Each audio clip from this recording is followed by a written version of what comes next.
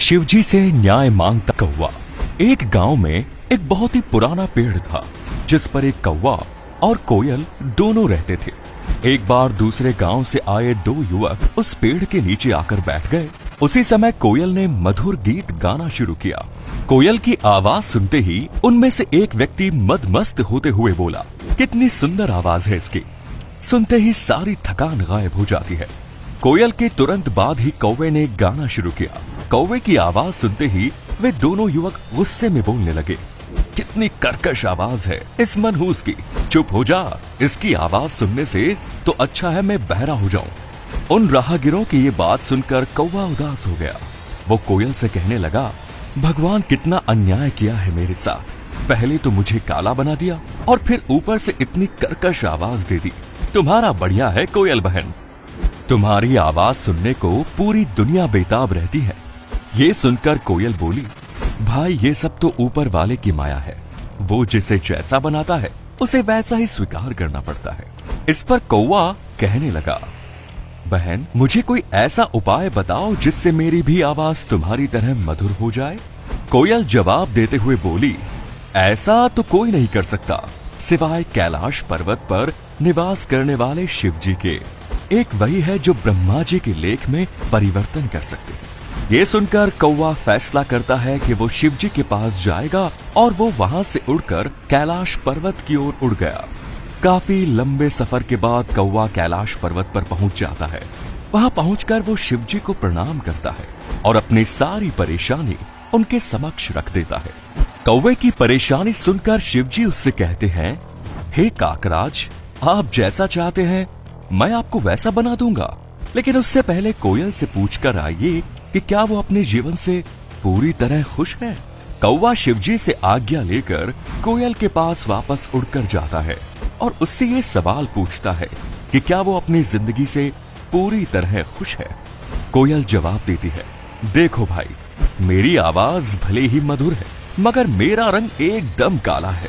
मैं रात के अंधेरे में दिखाई नहीं देती हूँ। मुझसे अच्छी जिंदगी तो हंस की है जो कितना सफेद है, उसे सभी देखना चाहते हैं।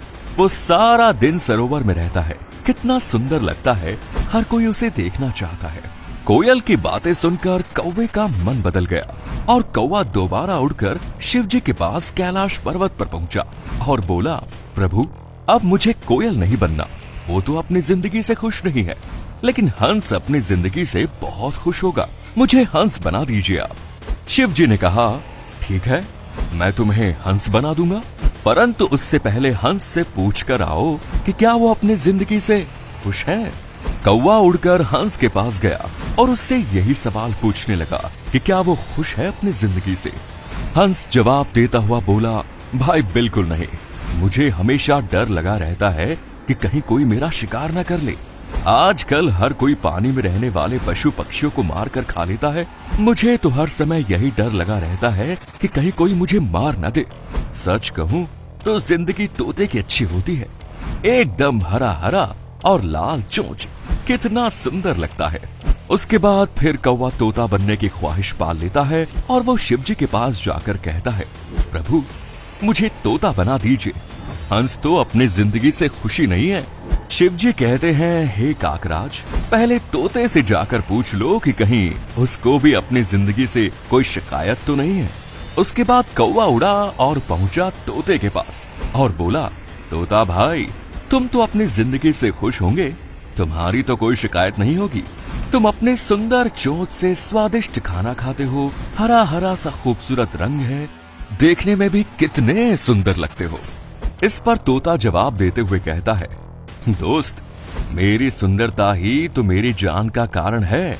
मुझे हमेशा डर सताता रहता है कि कहीं कोई मुझे पकड़कर पिंजरे में ना बंद कर दे, मेरी आजादी ना छीन ले। असली सुंदरता तो मोर के पास है, सुंदर सुंदर पंख है और जब वो नृत्य करता है तो कितना सुंदर लगता है।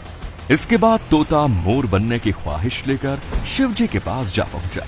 शिव जी ने उसे फिर वही जवाब दिया कि मोर से जाकर पूछो कि वो खुश है या नहीं। कौवा मोर को ढूंढने गया लेकिन वो कहीं दिखाई नहीं दिया। ढूंढते ढूंढते वो एक चिड़ियाघर में पहुंचा जहां उसकी मुलाकात एक मोर से हो ही गई। मोर से मिलकर कौवा बोला, भाई तुम दिखने में कितने सुंदर हो, जब तुम नाचते हो तो तुम्हारी खूबसूरती में 4 चांद लग जाते हैं। लोगों को तुम्हारा नृत्य अत्यधिक पसंद है। और दूसरी तरफ मैं काला कलूटा, अगर मैं किसी छत पर भी बैठ जाऊं तो लोग मुझे तुरंत वहां से भगा देते हैं। इस पर मोर ने कहा, अरे काहे की सुंदरता, इस सुंदरता के कारण ही तो आज मैं पिंजरे में कैद हुआ हूँ। अगर बाहर रहता हूँ तो हर समय ये डर रहता है कि कहीं कोई मेरा शिकार ना कर ले, मेरे पंख न नोच ले।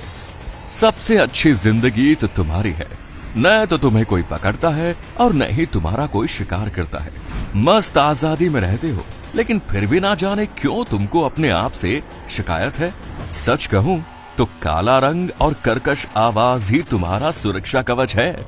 मैं तो ईश्वर से प्रार्थना करता हूँ कि मुझे मरने के बाद अगले जन्म में एक कौवे का ही जन्म देना। मोर की बातें सुनकर कौवे को सब समझ में आ गया। कौवा फिर शिवजी के पास पहुंचा और बोला, प्रभु मुझे न तोता बनना है, न कोयला, न हंस और न मोर। मैं जैसा हूँ वैसा ही ठीक हूँ। इस पर शिवजी हंसकर बोले, यही तो मैं तुम्हें समझाना चाह रहा था काकराज। हर कोई अपनी जगह श्रेष्ठ है, दूसरे से तुलना करना हमेशा ही दुख का कारण बनता है।